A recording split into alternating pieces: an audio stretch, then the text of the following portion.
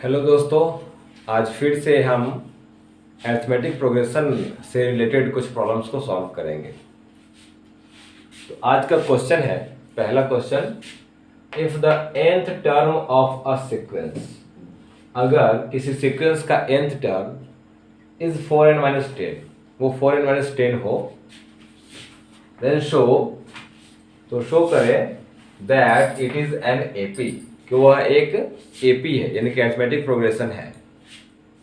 Also find its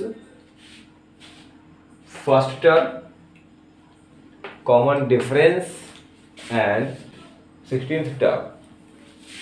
तो यहाँ पर दिया हुआ है कि अगर एक फॉर्मूला दिया हुआ है, nth टर्म को डिनोट करते हैं 4n-10 से। अगर किसी एपी का nth टर्म 4n-10 हो तो शो करना है कि वो एक एपी है। सॉरी, अगर एक सीक्वेंस का nth टर्म अगर 4n-10 है तो शो करना है कि वो एक एपी है। और फिर उसका हमें फर्स्ट टर्म, कॉमन डिफरेंस और 16 टर्म ये फाइंड करना है। देखते हैं कैसे इसको सॉल्व करेंगे। सो nth term of the sequence is 4n-10 given nth term of the sequence equal to 4n-10। इसका मतलब क्या होगा? So the first term of the sequence, n की जगह हम क्या रखेंगे? 1। n की जगह रखेंगे 1, तो first term of the sequence is equal to हो जाएगा, यहाँ पे nth टर्म है तो 4n-10 है, पैटर्न आप समझिए। nth टर्म है तो 4n-10 है, तो अगर फर्स्ट टर्म होगा यानी कि n की जगह हम 1 यूज कर रहे हैं, तो यहाँ भी n की जगह हम 1 यूज करेंगे। इसका मतलब होगा 4 × 1 - 10 and it will become 4 - 10 that is equal to -6। तो यहाँ पर हमारा क्वेश्चन 1 का आंसर मिल जाता है, first term of the sequence.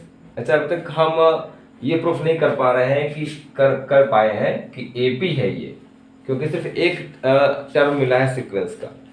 तो अगर हम इसके कम से कम 3 टर्म्स निकालेंगे तब जा करके हमें मिलेगा कि ये एपी है भी या नहीं है ना। तो second term of the sequence will be, यहाँ पे क्या होगा? 4 × 2 - 10 and that will become 8 - 10 that is equal to -2, right?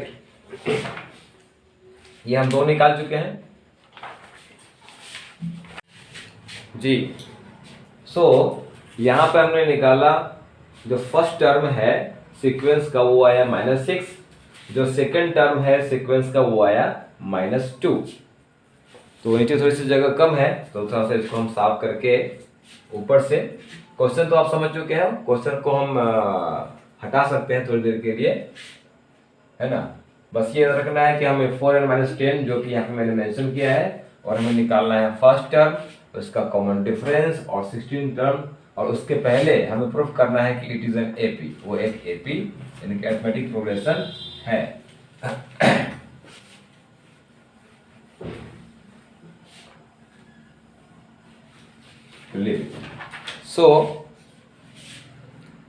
तो क्या आया? हमारा सेकेंड टर्म आया -2। अब देखते हैं third term of the sequence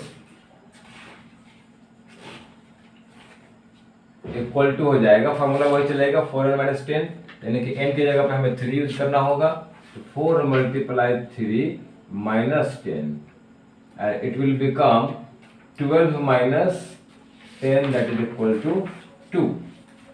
now we have 3 terms। अब हमारे पास कम से कम 3 टर्म है, और उस 3 टर्म को यूज करके हम फाइंड आउट कर सकते हैं कि वो जो सीक्वेंस है वो एपी है या नहीं है, अरिथमेटिक प्रोग्रेशन है या नहीं है। कैसे करेंगे? तो यहाँ पे हमें मिला first term that is equal to -6 यानी कि a1 equal to -6।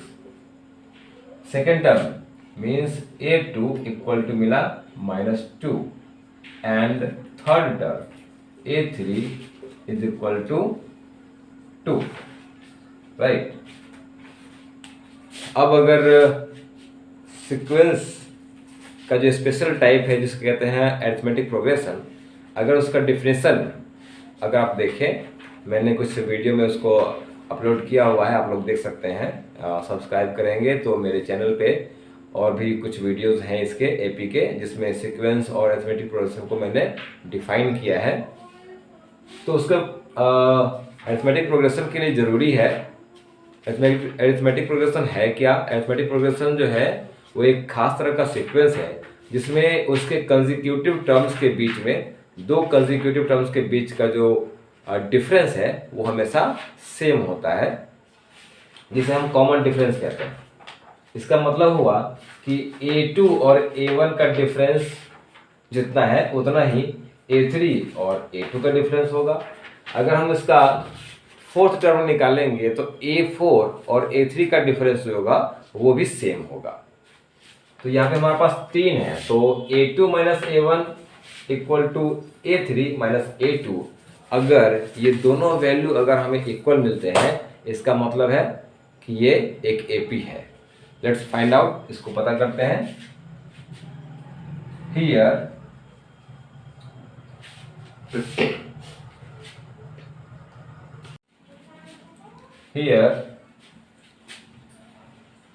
A2 minus A1 का वैल्यू अगर निकाले, A2 is -2 and minus A1 is -6, it will give us -2 + 6।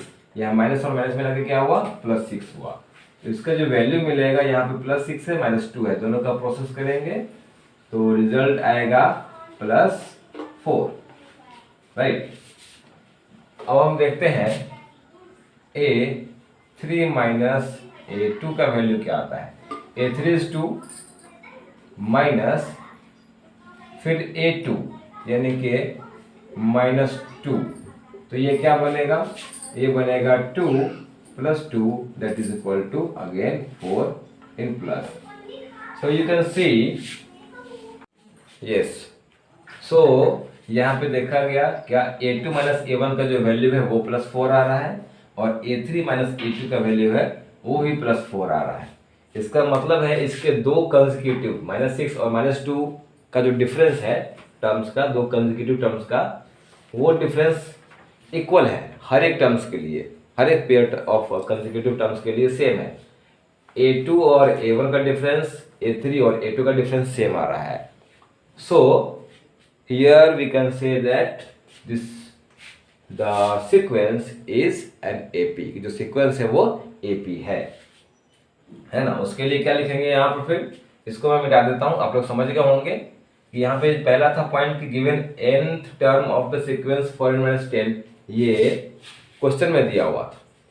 तो उसके हिसाब से हमने पहला टर्म निकाला -6 आया, सेकंड टर्म निकाला -2 आया, थर्ड टर्म निकाला हमने तो +2 आया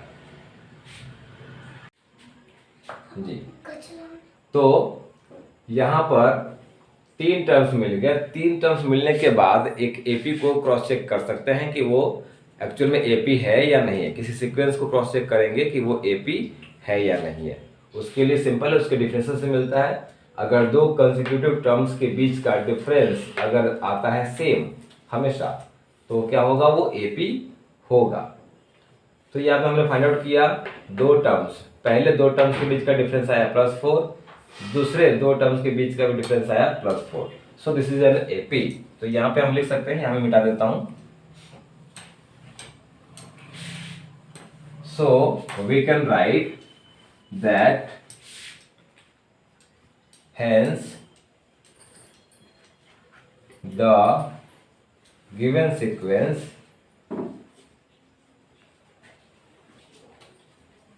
is an AP। एक ये प्रूफ हो जाता है हमारे क्वेश्चन में। हमारा पहला जो उसका क्वेश्चन का पार्ट था कि उसको प्रूफ करना है कि वो एक AP है। जो सीक्वेंस है, the given sequence is an AP यहाँ पे प्रूफ होता है ना। उसके बाद उसका जो क्वेश्चन नंबर 1 था वो ये था, उसका निकालना था फर्स्ट टर्म। सो ऑलरेडी हम फर्स्ट टर्म को फाइंड आउट कर चुके हैं, a1 इक्वल टू -6। दोबारा से अगर हम चाहें तो उसको लिख सकते हैं first term of the AP equal to, formula वही होगा, फॉर्मूला हमारा था 4n-10, वो गिवन फार्मूला था उसका। सो 4 into 1 minus 10 that is equal to 4 minus 10 and that is equal to -6। एक ये आंसर हुआ। तो ये एपी हमने यहाँ पे प्रूव किया था, है ना। एक ये आंसर बना।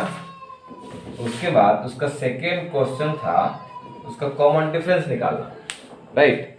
तो कॉमन डिफरेंस क्या है, दो कंसेक्यूटिव टर्म्स के बीच का डिफरेंस, और वो क्या आया हमें a2 minus a1 that is equal to +4, या कहो कि a3 minus a2 that is equal to +4।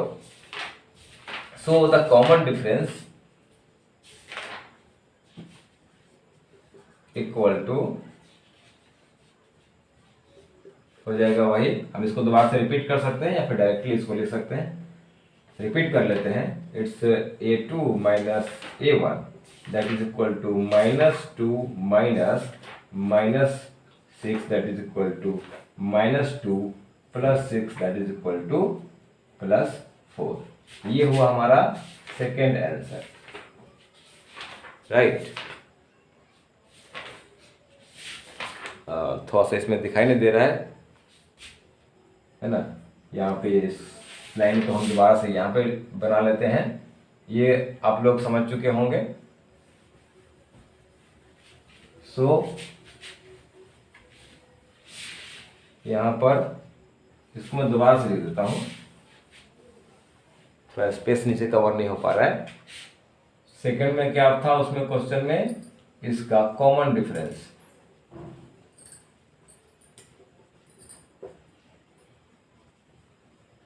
Equal to हो जाएगा a2 minus a1, और उसका जो वैल्यू हमने निकाला था वैसे ये +4 आया है। डायरेक्टली आप इसको लिख सकते हैं क्योंकि ये चीज़ें हमने क्वेश्चन में बनाया है और ये चीज़ विजिबल है, तो यहाँ से डायरेक्टली अगर आप लिखते हैं तब भी सही है, या फिर इसके लिए हम प्रोसेस कर सकते हैं। अगेन a2 का वैल्यू था -2 माइनस और a1 का वैल्यू है -6 and it will give us -2 + 6 that is equal to +4। ये हो गया हमारा सेकेंड आंसर। उसके बाद इसका एक लास्ट थर्ड क्वेश्चन था, क्वेश्चन का ही थर्ड पार्ट था जो फाइंड आउट करना था इसका 16th टर्म, राइट। तो अब हमारे पास फर्स्ट टर्म है दैट इज इक्वल टू -6 और कॉमन डिफरेंस है +4। इन दोनों को यूज करके हम t16 equal to a1 + n-1 multiply d। यहाँ पे 16 अगर यूज कर रहे हैं तो n की जगह पे हमें 16 यूज करना पड़ेगा। ये फॉर्मूला को यूज करके हम निकाल सकते हैं। अदरवाइज जो उसका जनरल टर्म का जो फॉर्मूला उसमें मिला था क्या, 4n-10, इसको यूज करके भी हम निकाल सकते हैं। तो सिंपल होगा कि हम इसी को यूज करके निकाल ले। यहाँ पर n का वैल्यू रखेंगे 16। Let us find out how, कैसे होगा। सिंपल, क्वेश्चन नंबर इसका 3 था, 16th टर्म इक्वल टू हो जाएगा 4n। 16 की जगह पर हम यहाँ पर n की जगह पर क्या रखेंगे 16, क्योंकि उसका फॉर्मूला था 4n-10। तो 4 into n minus 10 that is equal to 16 into 4 that is equal to 60। 4 minus 10 it will give us 54। that is the answer। सो आशा करता हूं कि आप इस क्वेश्चन को अच्छे तरीके से समझ गए होंगे। अगर इसमें कोई डाउट है, कोई क्वेरी है या कोई सजेशन है आपकी तरफ से, तो प्लीज़ इसके कमेंट में आप पूछ सकते हैं मुझसे, ठीक है। मेरा ईमेल आईडी भी इसके डिस्क्रिप्शन में लिखा होगा, तो वहाँ पे भी आप मुझे मेल कर सकते हैं। Thank you very much.